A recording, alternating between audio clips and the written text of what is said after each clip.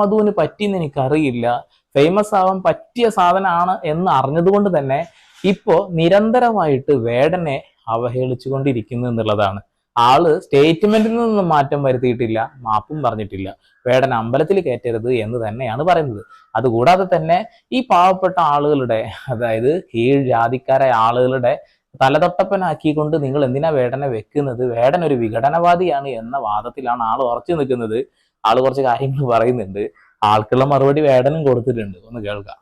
ഞാൻ വേടൻ വിഘടനവാദം പ്രചരിപ്പിക്കുന്നു എന്നല്ല പറഞ്ഞത്. വിഘടനവാദികളുടെ കയ്യിലെ ഉപകരണമായി വേടൻ മാറുന്നു എന്നാണ് പറഞ്ഞത്.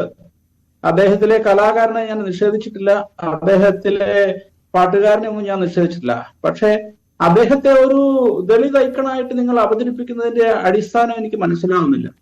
കാരണം അദ്ദേഹം ഈ നാട്ടിലെ, നമ്മുടെ കേരളത്തിലെ ദളിതരുടെ പ്രശ്നങ്ങളല്ലല്ലോ പറയുന്നത്. അദ്ദേഹത്തിന്റെ സംഗീതങ്ങളിൽ